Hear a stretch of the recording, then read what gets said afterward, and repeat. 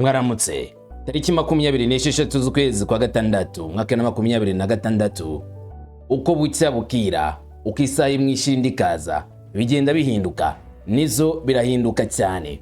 Minembwe ngirimo kwegerwa cyane na FARDC, aho FARDC bigamba gufata Kawela ndetse na Kitavi kuyindi nshuro nyuma ko bamaze iminsi bavanywe na M23. Ubu baravuga yuko bongeye kwerekeza muri zerekezo urugamba nyamara nago rwari rwarangira. Ku munsi wa tariki 24 z'ukwezi kwa gatandatu byavuzwe yuko FARDC iri kwigizwa inyuma. Tariki 25 bivuga ko bisa naho byiriwe bituje mu duce tumwe na tumwe nubwo hari twabereyemo imirwano, ariko ubu ngubu noneho biravuga neza ko muri Kitavi na Kawela ngo FARDC yakozeyo agatendo gakomeye cyangwa se twakita urugamba rutoroshye bakavanamo M23 bakayisubiza. Iki nago cyaba ari kinyomara, ndaza nkubwire ibiri kuvugwa ndetse n'impamvu ari kubitangaza ko Kitavi na Kawela yagezemo na FARDC byagenze gute, ese ubwema M23 bayitunguye mu buryo tuzaza gukora kubiri kuvugwa kuri icyo cyerekezo. Hanyuma sibyo byonyine biri kuvugwa mu ntara Kivu y'Amajyaruguru muri Rutshuru. M23 arashinjwa kwica abasivile babiri, izatunguye benshi muri raporo yashyizwe hanze na leta ya Kongo n'abanyamakuru bayegamiye bakongera kuyisubiramo. Ngo ubwicanyi bwakozwe ku bushake, abasivile bayishwe, bamwe bakagaragaza neza ko ari abanyantege nke ku buryo M23 akwiye ngo kubataka mu buryo byavuzwe mu Rutshuru.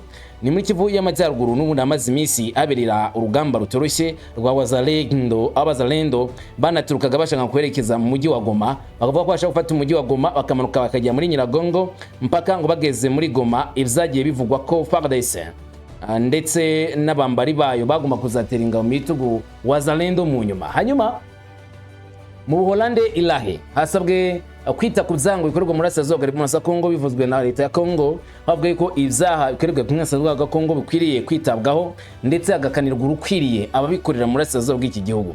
Wibuke leta ya Kongo ivuga ko iki kibazo cyo muri Kongo kigomba kurangizwa no kuba ubutaka bwose bwisubije cyangwa se ibice byose bambuwe babisubiyemo. Hanyuma kandi nanone nyuma yo kubisubiramo hakazaba ikindi kintu k'ingenzi cyane. Igiki hagomba kuzaba uburyo bwo kurikirana abakozi b'ibyaha ku butaka bwa Repubulika Iharanira Kongo bakabiryozwa. Hanyuma nyuma kuryozwa ibyo byaha ubwo ubutabera bukabonetse ko bakorewe ibyo byaha by'intambara. Ibyo ndazi mbikubwira ibyabereye Ilahe mu Buholande. Mu gihe Amerika yasabye n'u Rwanda kuva muri Kongo byihuse, ingabo z'u Rwanda RDF zigomba kuba zavuye muri Kongo nta gutindiganya, mu gihe banasaba Kongo guca intege FDLR byihuse nk'uko babyemereje mu byemezo cyangwa se mu masezerano basinyiye i Washington DC. Hanyuma Amerika ikavuga yuko biteze ko amahoro n'umutekano igomba kuboneka muri Kongo. Ni mu biganiro n'ubundi byahuje u Rwanda na Kongo n'abahuza bari kwiga cyane ku buryo bwo kugeza ku ntambwe nziza cyangwa se kugeza ku rwego rwo gukemura amakimbirane mu buryo bwuzuye muri Burasirazuba bwa Repubulika Iharanira Demokarasi ya Kongo. Muri rusange amahoro akaboneka kuri buri muturage, abo musivile yewe na leta ubwayo. Ibyo tabigarukaho sibyo byonyine. Yitwa Juliana Lumumba, niwe uhagarariye Repubulika ya Kongo mu matora ateganijwe muri OIF, Organisation Internationale de Francophonie. Azaba ayoboye uyu muryango cyangwa se ashaka kuzatsindira kuyobora uyu muryango asimbuye Louise Mushikiwabo, yakiriwe na Minisitiri w'Intebe akana Minisitiri w'Abanyamahanga w'igihugu cy'Ububiligi Maxime Prévost.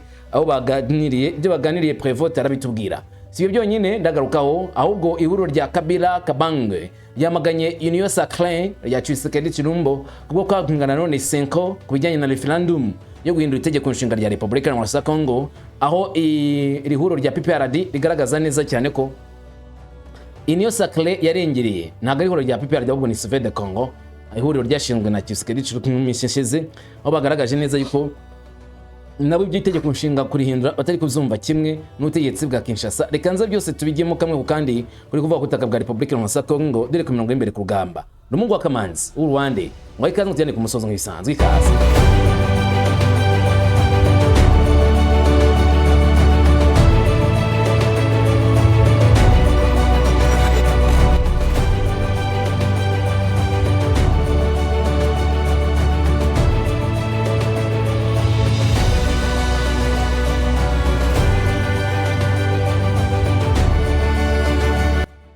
dore ku mirongo y'imbere ku rugamba. Ndavuga muri Minembwe ahamaze iminsi avuga urugamba, n'uyu munsi kuhavuga urugamba ntibirarangira. M23 twirwaneho bamaze iminsi banganye bikomeye cyane na FARDC, igisirikare cya leta ya Kongo n'ihuriro bakorana mu rugamba rutoroshye rumaze igihe kinini rutakinijwe. Ni urugamba leta ya Congo irwana ivuga ko bari gushaka kwigarurira uduce twa Minembwe ngo batugenzure. Gusa 23 minsi ishize yakubitiye Ngarebe Inzega ibambura ibiciro bamaze kugera birimo Gitavi, Kawele ndetse n'utundi duce twinshi babigize inyuma. Kuri ubu rero avuga yuko FARDC ngiriho duce kugenda yisubiza nyuma ko itangazwe yuko agace ka Kalingi ya mbere na Kalingi ya kabiri byasubiye mu maboko ya FARDC. Nk'ubwo 23 yatangaza itangazo ryemeza yuko utwo duce badutakaje twajya mu maboko ya FARDC, bakaba bakihamya neza ko bakirwanaho. FARDC bayivuga kuba yanigaruriye nanone agace ka Kawele ndetse na Gitavi. Buretse ngusobanurire neza Gitavi. Gitavi na gasozi kari strategique cyane, ni kuri Gitavi Prayer of Mountain hakurya mu gice cy'uburengerazuba bwa Minembwe, asanzwe hari position za twirwaneho ndetse n'ubiko bwabo bw'amasasu. Akagaka kakara agace kari strategique cyane mu kurinda centre ya Minembwe cyangwa se Madegu Center.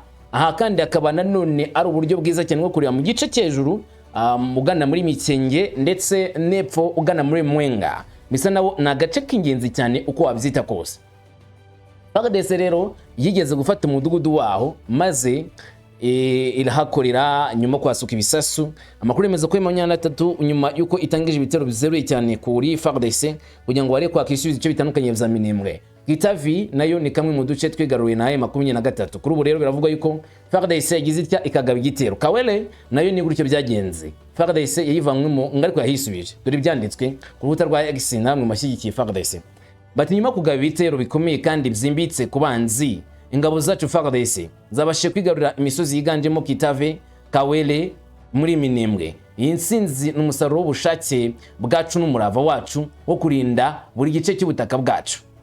Ariko amagambo yashyizwe ku nkuta zitandukanye za X n'abazalendo bagaragaza neza ko FARDC ngo yitwaye neza ku mirongo y'imbere ku rugamba kandi ko gahunda yabo ari ukomeza kujya mbere n'ubundi butaka bwose bakabwigarurira. Nta tangazo ryemewe le officiel rya FARDC rigeze risohoka rigaragaza neza cyane ko Gitavi ndetse n'agace ka Kawera byigaruriwe na FARDC. Nayo 23 bwayo ntigeze yamagana igitero mu utwo duce tubiri cyangwa se ngo ivuge yuko utwo duce badutakaje mu maboko ya FARDC. Usibye abanyamakuru yegamiye ku ruhande rwa leta Kongo bemeza yuko agace kafashwe. Nagerageje kuri amakuru y'abari kuri tahe bambwira yuko ubu ngubu ibintu bimeze nabi mu duce twinshi bateye babona umutekano wuzuye, ariko Gitavi ko hageze FARDC ntabwo ndayageraho. Ubwo nyine ndacyakomeza gukurikirana amakuru ya nyayo ninyabona ndayakubwira. Sibyo byiza kugira ngo upfunyikire, urakoze kuzemera. Hanyuma uwitwa Kongolo we akomeza gushinja M23 ahitazira u Rwanda kuba ngo bari kugaba ibitero bikomeye cyane ku butaka bwa Masa Kongo na drone ngo zice inzira karengane. Yagize ati kuva ku 24 Kamena 2026 kugeza ku 25 Kamena 2026 saa 8 n'igice z'umugoroba kuri wa kane, indege zigira abapilote z'ingabo z'u Rwanda avuga M23 zikomeje kugaba ibitero ku duce dutuwe cyane turi munsi y'ubuyobozi bwa FARDC misozi miremire ya Minembwe cyangwa se ari position za FARDC. Ingabo Kongoro ahamya neza cyane ko ibitero za drone biduka kuri 23 ikomeje kugabwa kuri FARDC kugira ngo ibyo bice birimo FARDC bazambure FARDC byegarurwe na 23. Ati imiryango itandukanye yo muri ako karere ikomeje guhura n'ingaruka z'ibi bisasu kandi ibayeho mu bihe by'imihangayiko ikomeye. Agaragaza neza ko imiryango myinshi y'abanyamurenge batuye muri Minembwe bari guhura n'uva gusenya rw'izi drone ziterwa na M23, kandi akavuga ko imiryango ihangayikishijwe cyane n'ibi bitero bitarangira za M23 kuri utwo duce turimo bwa mbere FARDC. Hanyuma kandi igahangayikishwa cyangwa se imiryango igahangayikishwa n'ibisasu biza bikica bitarubanura abasivile batandukanye cyangwa se abaturage baturiye mu bice bya Minembwe. Kwamagana rero M23 kwa Kongolo kuranajyana cyane nanone n'uburyo hari muri societe civile bavuze yuko urugamba mu gihe rukomeje nta kintu kijya mbere, ndetse basaba yuko impande zihanganye zagarika imirwano.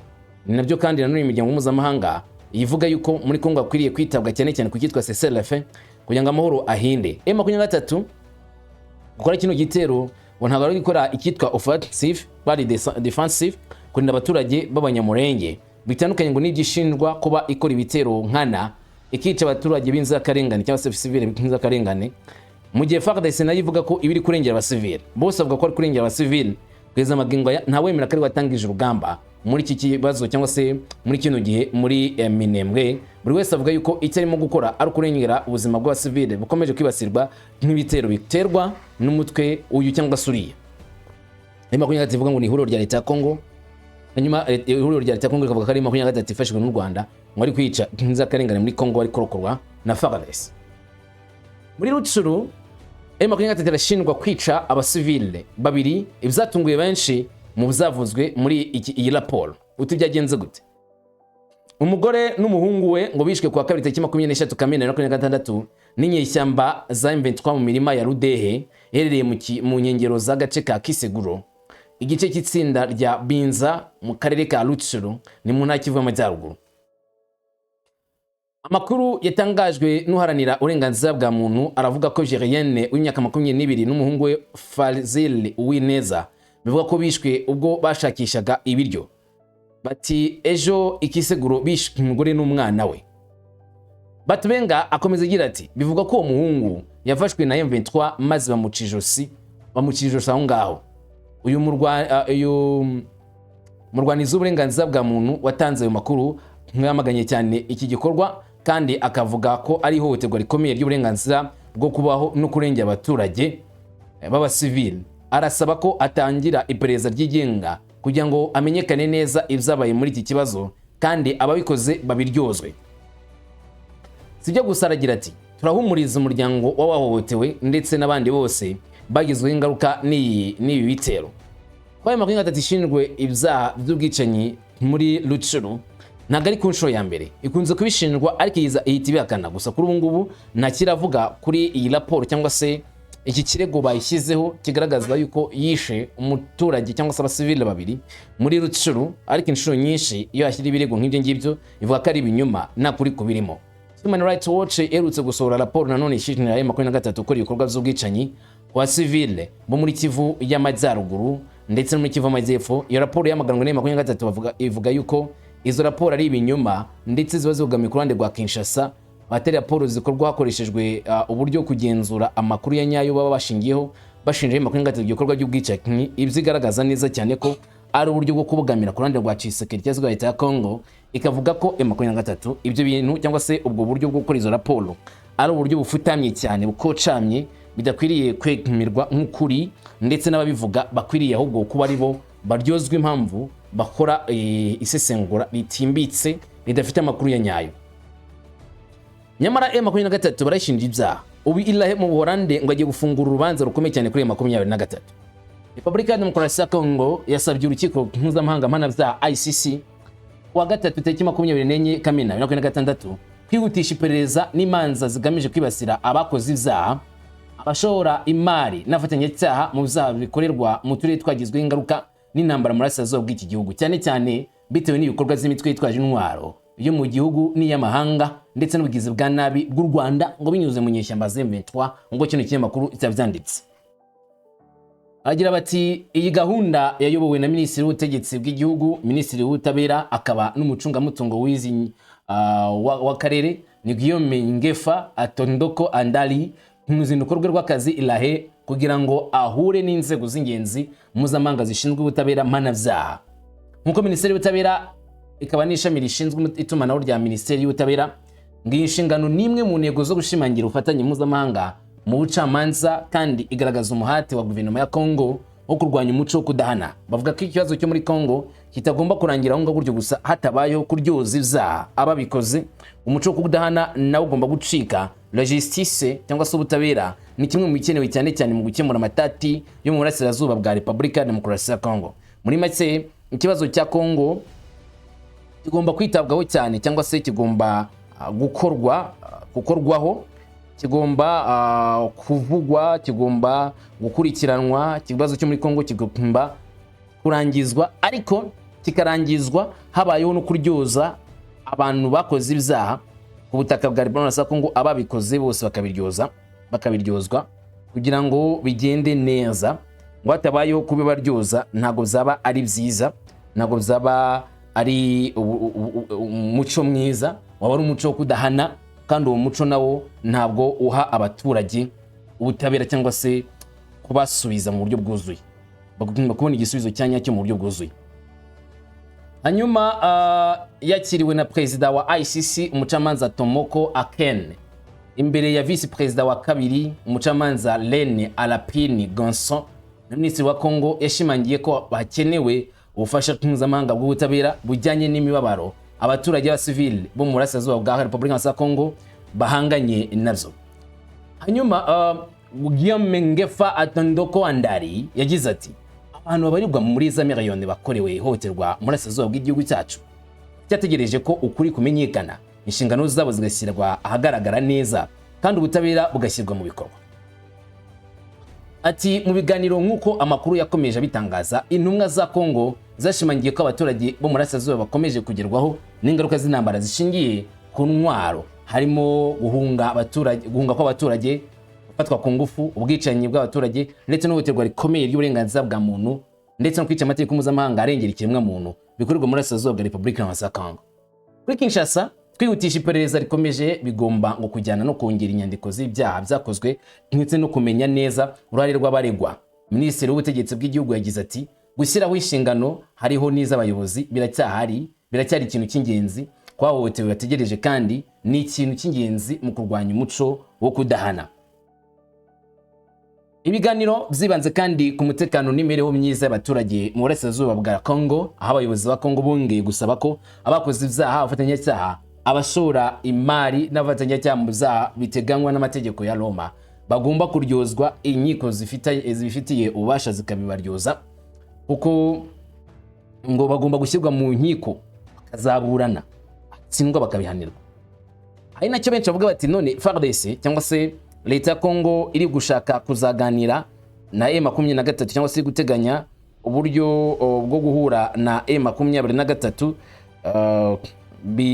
bishobora ko bizazana ikibazo gikomeye cyane, kuko mu gihe ashaka na M23 wakemuriye ibibazo bafitanye, hari uburyo nanone bigaragara neza cyane ko M23 ishobora kuzategwa gatego ikemera ibiganiro, ikemera gusoza amakimbirane cyangwa se intambara, ariko yatezwa agatego ko kuzahita ifatirwa ibihano cyangwa se abari muri M23 bajyanwa mu nkiko bakaba bazashira muri gereza kubera ko bashinja ibyaha runaka byibasiye inyoko mu muntu kutaka bwa Repubulika ya Kongo, kandi yivuga ko idakora ibyaha mu burasirazuba bwa Kongo, ubwo aribo batanga amahoro ku baturage, aribo batanga amahoro ku ba civil bo muri Repubulika ya Kongo mu burasirazuba. Ibyo rero bikaba ari ikibazo gikomeye gishobora guteza makuba ndetse n'ibyago kuri M23 mu gihe byabikomeje. Hanyuma rero nkuko amakuru azemeza, nkuko Minisitiri w'Ubutabera bivuga ngo ubutabera mpuzamahanga ntibushobora kugarukira ku mahame, ngo bugomba gutanga umusaruro ufatika ku bahohotewe no gutanga umusanzu wo kugarura amahoro arambye ashingiye ku mategeko n'inshingano. Ikindi kibazo cyari ingenzi mu biganiro yagiranye n'umushinjacyaha wungirije wa ICC Mame Mandiaye Mnyange, impande zombi zaganiriye ku iterambere ry'iperereza riri gukorwa, gushimangira ubufatanye mu bucamanza no gushyira mu bikorwa ihame ry'ubwuzuzanye hagati y'inzego z'igihugu n'urukiko mpuzamahanga mana byaha gonga irahe mu Hollande. Kuri inshuro Repubulika ya Demokarasi ya Kongo yongeye kwemeza ko yemeje kongera ubushobozi bwayo mu bucamanza bw'imbere mu gihugu, ishingikiriza ku buryo mpuzamahanga buteganywa n'amategeko ya Roma kugira ngo akurikirane ibyaha bikomeye cyane. Uretse ibibazo by'ubucamanza, iyi ntumwa yanavuze ku kuvugurura ibikoresho by'iperereza no kongera ubushobozi bw'abakozi b'ubutabera ba Kongo ku bategetsi ba Kongo kurwanya umuco wo kudahana bigomba gukomeza kuba ihame rusange rikoreshwa ku bakora ibyaha mpuzamahanga bose nta kurobanura, kugira ngo abahotewe babone ubutabera kandi bashimangira amahirwe y'amahoro mu karere k'ibiyaga bigari. Binyuze muri ubu butumwa bwa diplomasi n'inzego, Repubulika ya Demokarasi ya Kongo yongeye kwemeza ko yihaye inshingano zo gukomeza umubano wayo n'inzego z'ingenzi z'ubutabera mpuzamahanga no guteza imbere urwego rw'ubutabera rufite akamaro, rwizewe kandi rukurikiza amategeko mpuzamahanga. Iki gikorwa kandi kije mu rwego rwo kurangwa n'ubugizi bwa nabi ngo bw'u Rwanda, niko bavuga, binyuze ngo mu nyeshyamba Z23 ndetse na raporo nyinshi ziturutse mu miryango mpuzamahanga zigaragaza ihohoterwa rikomeye ry'uburenganzira bwa muntu, izaba z'intambara n'ibindi bikomeye zibasira amategeko mpuzamahanga arengera ikiremwamuntu mu turere tugenzurwa n'izi nyeshyamba, biyobowe cyane cyane na Corneille Nangaa, Bertrand Bisimwa na Sultan Makenga. Bumve ko ari washyira imbere bisa nkaho n'ubundi aribo banahita basabira kubakurikiranaho ibyaha, urumva ko n'undi 23 baba bayiciye umutsi, baba bafasha abayobozi b'imbere cyane akari bajyana mu nkiko. Benshi bakavuga yuko n'ubundi nta musaruro ibintu zatanga, usibye kuba haba ibibazo biremereye cyane cyangwa se byatera ingaruka zidasanzwe ku butaka bwa Repubulika ya Demokarasi ya Kongo no mu karere kose muri rusange. Kuva ingabo za M23 zongeye kugaruka no gukaza ubukana bw'ibitero kuri Kongo, guverinoma ya Kongo yakomeje kwemeza ko igisubizo cyayo kitazagarukira gusa ku mpande za gisirikare na diplomasi. Cyo nyinshi Perezida Tshisekedi yiyemeje ko guverinoma izakomeza urwego mpuzamahanga n'amategeko kugira ngo ibone indishyi ku byago byakozwe, ikurikirana abakoze ibyaha by'intambara n'ibyaha byibasira inyoko muntu, kandi ishyire mu bikorwa inyandiko ku buryo burambuye ku ikoreshwa ry'umutungo kamere wa Repubulika ya Kongo, maze nabyo ngo bize kuva ikindi kirego kuba kuri ibyo za murasirazuba bwa Kongo. Ngaho da Amerika yasabye u Rwanda ngo kuva muri Kongo byihuse, inasaba Kongo guca intege FDLR kugira ngo amakimbirane ahoshwe, umutekano we waboneka ku butaka bwa Repubulika ya Demokarasi ya Kongo. Musade Borrose ushinzwe cyangwa umujyanama wa Amerika mu bibazo za Afrika n'Abarabu yagize ati Leta z'Ubumwe za Amerika zishimiye uburyo guverinoma za Repubulika ya Kongo n'u Rwanda zikomeje kwiyemeza gukemura amakimbirane n'ibibazo bimaze igihe kirekire bashaka kubirangiza mu mahoro. Ati turasaba impande zose gukomeza imbaraga no gushyira mu bikorwa amasezerano ya Washington byuzuye, harimo n'icyemezo cy'u Rwanda cyo gukura ingabo zarwo muri Burasirazuba bwa Kongo nta gutinda, ndetse n'icyemezo cya Kongo cyo guhashya FDLR ku buryo bufatika. Ni bibiri, n'u Rwanda ngo kuvana ingabo zarwo muri Kongo ngo nta gutinda, ndetse na Kongo igaca intege FDLR mu buryo bufatika. Akomeza agira ati turashimira kandi dushyira uruhare runini rwa leta ya Qatar, umuryango w'ubumwe bwa Afurika n'abandi bafite ibikorwa mpuzamahanga nabo mu karere mu gushyigikira inzira yo gushyira mu bikorwa no guteza imbere ibiganiro hagati y'impande zombi. Ati ni ibihugu byagize uruhare rukomeye bwumvikane ngo buranze ingamba zo kubaka icyizere no gushyira mu bikorwa mu buryo buboneye imihigo yemejwe, biracyari ingenzi mu kubungabunga amahoro arambye, ituze n'iterambere mu karere k'ibiyaga bigari. Kuri Musade Borrose ngo nibwo buryo bwonyine ibibazo byo muri Kongo bizakemurwa, cyangwa se niho bizabonerwa umuti urambye, niho bizafatirwa umwanzuro ukomeye cyane, cyangwa se bizabonerwa inyishyu ikwiriye. Nyuma rero nkuko bigarukwaho andi makuru ari kuvugwa n'uyu mugore Lumumba Juliana, Maxime Prévost ku rukuta rwa X yagize ati nishimiye kwakira Juliana Lumumba uyu munsi mu ngoro ya Egmont kugira ngo numve icyerekezo cye cy'ejo hazaza nk'umukandida w'umunyekongo ku mwanya w'umunyamabanga mukuru wa la Francophonie. Ishingiro ry'ibiganiro zacu ni uguteza imbere ibiganiro n'indangagaciro zishyigikiwe na OIF, ndetse uruhare rw'abagore mu kwihangira imirimo no guhanga udushya, ndetse no kurengera indimi nyinshi. Bwana Maxime Prévost ubushize yari yakiriye Madame Louise Mushikiwabo, navuga ko yari yiteguye kwakira n'abandi bakandida perezida kuri uyu mwanya w'abakandida bagomba kuyobora umuryango wa la Francophonie. Nutse ko Lumumba Juliana ashyikiwe na leta ya Kongo cyane ko bifuza ngo uyu muryango wazayoborwa n'igihugu gikoresha ururimi rw'igifaransa cyane ku isi kurusha ibindi bihugu byose, kandi ukaba ari mu buryo bumwe n'ubundi bwo kumatanyiriza u Rwanda ku ruhando mpuzamahanga. Leta ya Kongo ifitemo uruhare. Itegeko mu mpera z'uyu mwaka OIF izayoborwa n'uyu mudamu Juliana Lumumba, hari yenda birashoboka. Yoro rya Kabila Kabange ryo ryamaganye Union Sacrée kubwo kwamagana Senko, kubera ko Senko yavuze ko ibya referendum atari ibintu bikwiriye nuna. Ni ihuriro rya Sauve the Congo cyangwa se Save the Congo, aho ryagize riti umuryango wa Sauve la RDC wazamutse cyangwa se urahagarutse kugera kuri wa gatatu tariki 25 Kamena kugira ngo wamagane ibitero za Union Sacrée kuri Senko.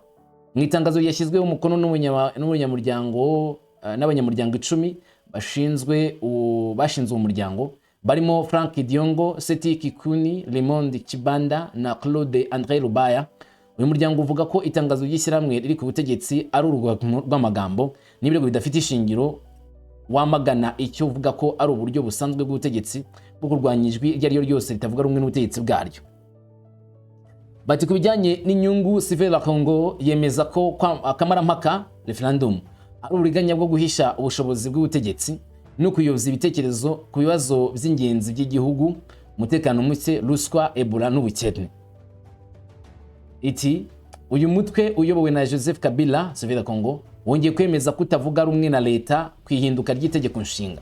Bibutsa ko ryemejwe mu Ukuboza 2005 hamwe n'abatoye hafi 45% kandi usaba imbaraga z'igihugu kurokora itegeko nshinga, kurokora demokrasi no kurokora republika. Kuri Severa Congo ntago bemera yuko hagomba kubaho ihinduka ry'itegeko nshinga rya Congo ryemera Tshisekedi Tshilombo kuzongera kwiyamamaza mu yindi manda.